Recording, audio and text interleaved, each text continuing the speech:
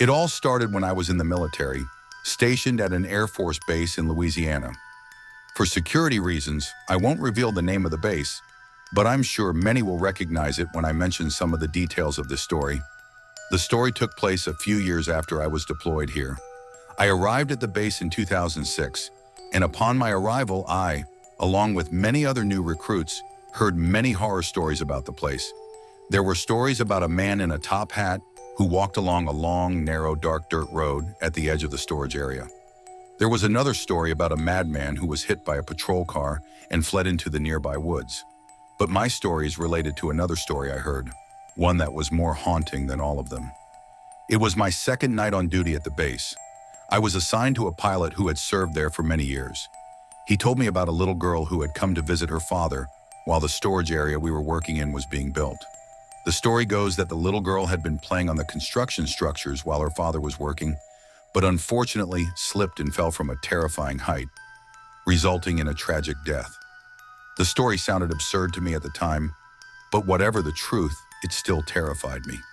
What made it worse was that the pilot took me to the exact spot where the story took place. He turned off the engine and turned off the music, and we just sat there in silence. He threatened me a few times, but nothing happened. 3 years later, I was assigned to the same area one fateful night. By this time, the storage area was completely closed, except for a few small areas that still required us to do drive-through tests. The shift started badly when my coworker and I were assigned to a cattle car to do patrols, as our regular car was being serviced. We were supposed to do 3 random checks of the storage area that night and completed 2 of them without any problems. At around 4 a.m., we decided to do one last check. The only way to get into the area was through 2 large gates that took a long time to open. We went in, locked the gates, and continued our duties. My coworker drove while I used a flashlight to check the locks on each structure. As we turned onto Echo Street, where the story of the little girl had taken place, I began to feel uneasy. Something was different, but I couldn't quite put my finger on it. We were halfway there when everything became strangely and unnervingly quiet. Even the noise of the car engine and the faint sound of the radio seemed to fade as we approached the structure in the previous story. I turned my head to look out the window facing the structure and suddenly heard a sound that almost made me freeze. It was a human moan, like the girl in The Grudge. I felt my blood run cold and quickly turned to look at my colleague. I shouted, "Hey, stop!" He turned to look at me with a confused look and asked, "Am I going too fast?" I kept quiet for a moment, raised my hand to signal him to wait, and listened. And then I heard the sound again. My colleague also started to feel worried, but I said nothing, just quietly turned off the radio. I whispered to him, "Do you hear anything?" He stopped the car in confusion and listened more closely. Everything was eerily silent for a few seconds, and then we both heard the groan again. This time the sound echoed in my ears, like someone trying to take a deep breath while being strangled. The sound was so horrible that I couldn't keep my composure. My colleague asked in a frightened voice, "What the hell was that?" We waited foolishly to hear the sound again. The banging of the rear gate was clear, along with the roar of the diesel engine. But in between the 2 sounds, we heard the groan one last time. This time the sound was clearer, as if it came from both inside and outside the car, as if we were surrounded by something terrifying. Without a word, my colleague put the car into drive, and we sped away as fast as we could. He almost flipped the car when he turned a corner, but we didn't care. We both agreed that we wanted to get out of there as quickly as possible. We reached the gates again, and I jumped out of the car as fast as I could. My colleague watched as I quickly opened both gates. He got back in the car, drove out, and waited for me to close the gates. After completing that task, we quickly returned to the main part of the base and asked to see the commander to report the incident. When we met him, we thought he wouldn't believe us and thought we were imagining things because we were too tired after a 12-hour shift.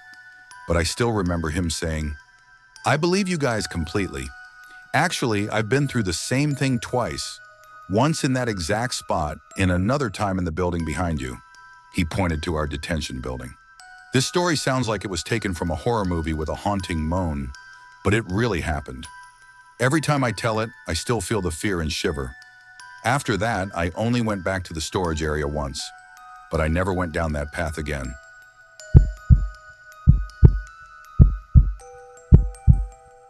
When I enlisted in the Army, no one could have prepared me for what I would experience in the Vietnam War. As a young soldier, fresh out of high school, I had no idea what kind of war I was about to face. But I knew that my mission was to protect my fellow soldiers, even if it meant facing the most terrifying things. We arrived in Vietnam on a Friday afternoon. The air was humid, and the ground was wet from a recent storm. The walk to our barracks was filled with a foul stench, as if we were walking through a giant garbage dump. My first night was quiet, but none of us could deny the tension in the air. I was a radio operator, responsible for managing communications between my unit and other units. This meant that I had to carry a bulky radio box on my back, along with a lot of other equipment. I was quickly assigned to a small unit that had lost its radio operator to a mine. The first battle I fought was terrifying. We were in a dense jungle, unable to see the enemy, but their bullets were coming incessantly. We immediately ducked and fired in the direction we thought the enemy was hiding. We moved forward to check. It was the first time I saw the enemy up close. 3 Viet Cong soldiers lying there. It was a strange feeling. Just a few minutes ago, they had been alive, probably telling jokes like us, but now they were just lifeless corpses. Yet I felt justified because they were the enemy, and if they weren't lying there, then we would be the ones lying there. A few days later, I received orders to move to another location where the casualties were heavier and more support was needed. I was used to the violence, but one day I was told that an intelligence officer named Douglas wanted to see me. He was a middle-aged man, and he looked completely different from the other soldiers. He introduced himself as an intelligence officer and that I would be assigned to be a messenger for his unit. Although I did not want to leave my current unit, I had to obey. We boarded a helicopter and flew to a dense jungle area where there were several abandoned Viet Cong houses. As soon as I arrived, I noticed that the atmosphere was different. The soldiers here were not like the soldiers I had seen before. They were expressionless, as if they had lost their souls. I tried to talk to them, but all I got were blank, cold stares. Douglas led me into a small tent and told me to wait there. However, curiosity overcame my fear, and I decided to leave the tent to investigate. I entered a larger tent, and the sight before me made me shiver. On a makeshift table were 6 dismembered bodies, each attached to tubes and wires. They seemed to be alive, with their mouths and eyes twitching slightly in terror. Before I could understand what was happening, I felt a cold hand grab my shoulder. It was Douglas, and he looked very angry. He told me not to ask any more questions and immediately returned to the small tent. I don't know what happened after that, only that I woke up in a field hospital with multiple wounds on my body. I couldn't remember anything after being taken back to the tent, and I never saw Douglas or those strange soldiers again. Even though many years had passed, I still couldn't forget what I had witnessed.